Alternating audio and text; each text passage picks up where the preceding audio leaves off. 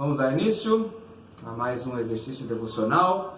Hoje, sexta-feira, 10 de julho de 2020, 97º dia da nossa quarentena espiritual. Estamos tratando sobre os símbolos da fé reformada, confissão belga, tá bom? Hoje nós vamos dar sequência ao artigo 31. Então, de 39, já avançamos bem, né? Vamos orar, Letícia? Senhor, muito obrigado por esse dia. Quero te agradecer por mais uma devocional. Fique conosco, perdoe nossos pecados, não diz amém. Amém, amém. Vamos lá. O que diz então o artigo 31? Desde do 28, nós estamos tratando sobre a igreja, né? E o artigo 31 continua falando agora sobre os ofícios. Primeiro mostrou o que é a igreja verdadeira, depois mostrou a forma de governo da igreja. Dentro dessa forma de governo, para ser mais específico ainda, a confissão belga fala sobre os ofícios na igreja de Jesus, conforme sempre e fundamentado na Bíblia. O que a Bíblia disser é o que é acatado pela linha reformada, tá bom? Diz lá o artigo 31, cremos que os ministros da palavra de Deus, os presbíteros e os diáconos devem ser escolhidos para seus ofícios mediante eleição legítima pela igreja, sob invocação do nome de Deus e em boa ordem, conforme a palavra de Deus ensina, tá? Atos 6:5, depois Atos 14:23 vão nos mostrar que esses cargos de ministros ou pastores, presbíteros e diáconos devem ser legítimos quando a igreja os escolhe, os elege, depois, é claro, de consultar a Deus em oração, né? Não é uma simples escolha particular, nem partidária, mas debaixo de oração, então se decide quem vai pastorear, quem vai presidir junto com o pastor, ou seja, os presbíteros, e também quem vai ajudar essa administração da igreja, a junta diaconal. O que diz lá Atos 6:5? O parecer agradou a toda a comunidade, e elegeram Estevão, homem cheio de fé e do Espírito Santo, Filipe, Prócoro, Nicanor, Timão, Pármenas e Nicolau, prosélito de Antioquia. Isso, então foram eleitos os diáconos, né?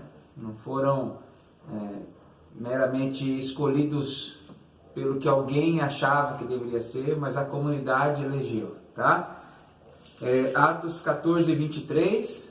E promovendo-lhes em cada igreja a eleição de presbíteros, depois de orar com jejuns, os encomendaram ao Senhor em quem haviam crido. Então, eles creram no Senhor, então em quem haviam crido, ou seja, no Senhor, diante dessa crença em Deus, pela igreja de Jesus, então estão lá os apóstolos orando e jejuando, diz o texto aí 14:23 de Atos. Não é assim, eu acho que... Não, teve oração e jejum, porque a causa é muito maior do que nós imaginamos, liderar a igreja de Jesus na terra, e então elegeram os presbíteros, tá?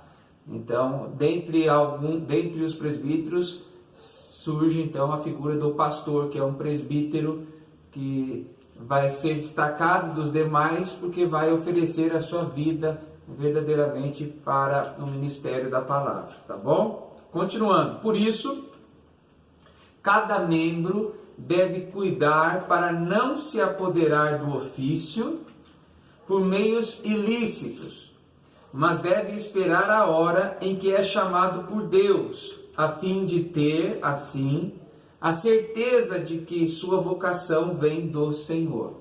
É comum nas nossas igrejas presbiterianas, pelo menos deveria ser, né, haver um interesse dos homens que são chamados como liderança masculina na igreja para exercer esses cargos. Então, quando chega épocas de eleições, tanto de presbíteros como de diáconos, deve haver aquele burburinho gostoso na intenção de que os homens têm, o desejo que têm de serem líderes da igreja de Jesus, quer para presbítero, quer para diáconos. embora muitas vezes ouvimos, mas bem longe de nós que não houve interesse, mas verdadeiramente deve haver numa igreja saudável, numa igreja verdadeira, esse desejo. Contudo, esse desejo muitas vezes ainda não é o desejo do próprio Deus, e não há mal nenhum nisso.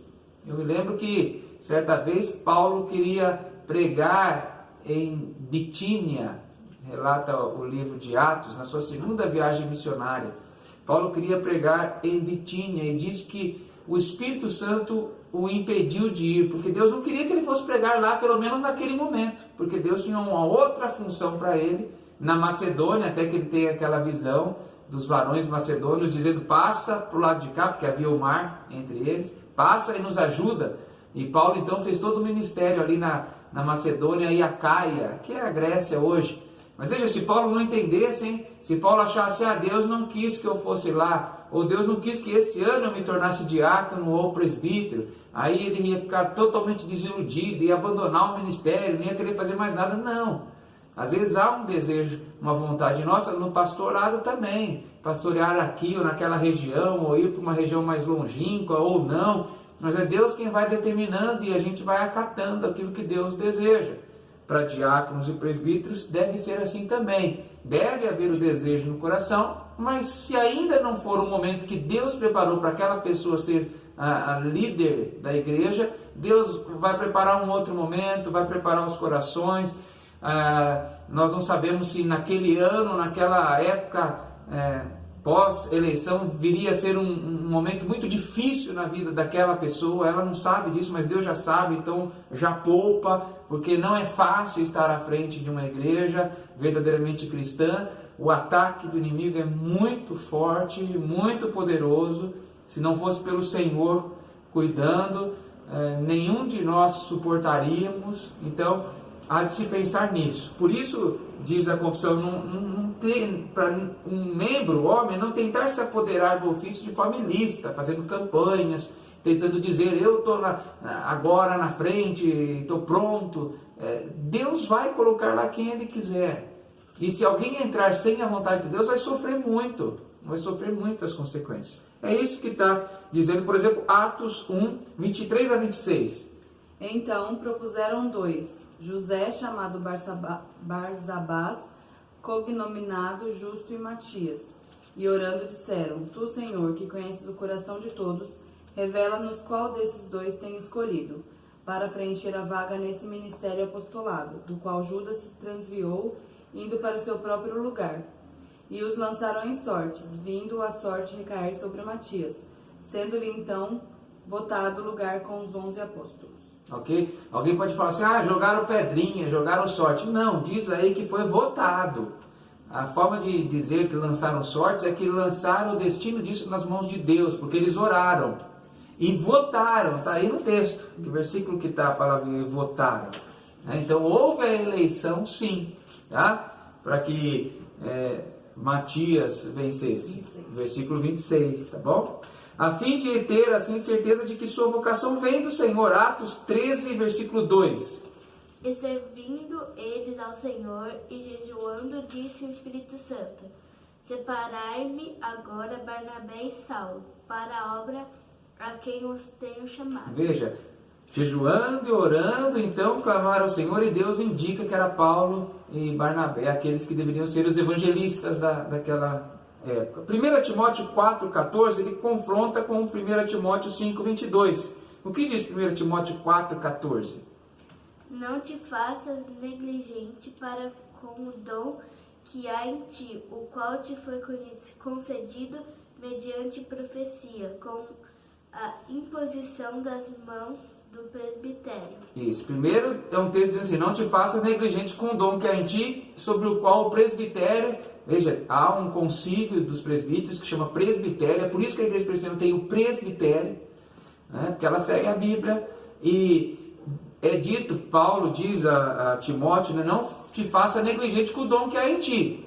É o dom de pastor, é o dom para ser presbítero ou diácono, então não se faça negligente. Contudo, se não for, capítulo 5, versículo 22. A ninguém imponhas precipitadamente as mãos, Não te tornes cúmplice de pecados de outrem. Conserva-te a ti mesmo puro. Então, essa imposição de mãos também não deve ser colocada sem que haja a confirmação verdadeira de que seja de Deus a resposta para aquele cargo que a pessoa quer ocupar, tá bom? Quanto aos ministros da palavra, falamos de presbíteros, falamos de diáconos, eles têm, onde quer que estejam, igual poder e autoridade, porque são todos servos de Jesus Cristo, segundo aos Coríntios 5:20. O único bispo universal e o único cabeça da igreja, Mateus 23:8 e 10. Então, segundo aos Coríntios 5, versículo 20, vai mostrar que os ministros da palavra são servos de Deus e trabalham pensando nesse serviço. 5:20. De sorte que somos embaixadores em nome de Cristo, como se Deus exportasse por nosso intermédio. Em nome de Cristo, pois rogamos que vos reconcilieis com Deus. Isso, então a pregação de reconciliação dos pastores, dos evangelistas, daqueles que estão pregando a palavra, como embaixadores de Cristo. Então eles representam a Jesus onde eles estão, porque são embaixadores. Mas tem um pastor universal, tem um cabeça acima de tudo isso, está lá em Mateus 23, versículos 8 e 10. Vós, porém, não sereis chamados mestres, porque um só é vosso mestre, e vós todos sois irmãos. Nem sereis chamados guia, porque um só é vosso guia, o Cristo. Isso, ali está com letra maiúscula as duas palavras, para mostrar que há um superior, né? Há um superior sobre todos nós. Por fim, além disto, a santa ordem de Deus não pode ser violada ou desprezada. Dizemos, portanto, que cada um deve ter respeito especial pelos ministros da palavra e presbíteros da igreja, em razão do trabalho que realizam. Hebreus 13, 17. Obedecei aos vossos guias e sede submissos para com eles, pois velam por vossa alma, como quem deve prestar contas, para que façam isto com alegria e não gemendo, porque isto não aproveita a vós outros. Isso, então aqueles que têm guias, pastores, presbíteros, devem ser submissos a ele enquanto eles forem fiéis à palavra, porque é assim que Deus derramará as bênçãos sobre a sua igreja, através dessas pessoas que ele tem chamado para esse serviço, tá bom? Cada um deve viver em paz com eles, tudo quanto possível, sem murmuração, contenda ou discórdia, repito, desde que esteja sempre fundamentado exclusivamente na palavra, a sua doutrina. Assim a igreja vai sendo verdadeira e vai crescendo e vai se desenvolvendo para a glória do cabeça, que é Jesus, o nosso Senhor. E no 151 diz sobre esse grande pastor, o bom pastor, que vai sempre conosco em todos os lugares, tá? Onde quer que estejamos, os caminhos que ele nos conduz, ele vai estar à frente, nos guardando, nos orientando, nos protegendo. Façamos desse hino a nossa declaração de fé nesse dia de hoje, tá bom? Hino 151, pelos bosques e campinas, pastoreia o bom Jesus. Pelos bosques e campinas, pastoreia o bom Jesus, junto às águas cristalinas, seu rebanho e paz conduz. Ele guarda assim minha alma e a protege em seu calor, nas angústias ou na calma, vai comigo, bom pastor, sempre amável e clemente, vai comigo, bom pastor. Não me afligem os perigos e não temo a tentação. Ele sempre está comigo e sustém o seu cordão. Não me aflige nem a morte sobre de enfrentar. Ele é meu amparo forte, em que posso confiar, sempre amável e clemente, vai comigo, bom pastor. Sua mesa me prepara, pois minha alma quer nutrir. Minhas mágoas ele sara, com seu óleo ele ungir. Certamente que a bondade toda a vida eu fluirei, e no céu felicidade para sempre gozarei, sempre amável e clemente, vai comigo, bom pastor. Amém. Vamos orar? Ó Deus, buscamos sempre a direção do Senhor e rogamos que o Senhor então conduza os nossos passos, os nossos caminhos, nossa vida na Tua presença, enquanto nos coloca os guias e mestres que certamente, como lemos, estão abaixo do grande guia e mestre que é o Senhor. E enquanto eles estiverem, ó Deus, vivenciando, experimentando e pregando a Tua palavra, que todos nós sejamos submissos, porque aprendemos na Tua palavra hoje que assim seremos abençoados pelo Senhor. Nessa educação, nessa correção, nessa disciplina, como é característico das igrejas verdadeiras, aquelas que estão fundamentadas na Tua palavra, ó Deus. Então abençoe as nossas vidas mais uma vez nesse dia, cuida dos nossos corações, abençoe as famílias que estão acompanhando diariamente essa sessão de devocional bíblica. Assim o Senhor nos abençoe, revigore as nossas forças, nossa esperança, a nossa alegria no Senhor. Com o perdão dos nossos pecados nós pedimos no nome de Jesus. Amém. Amém. Pergunta 31.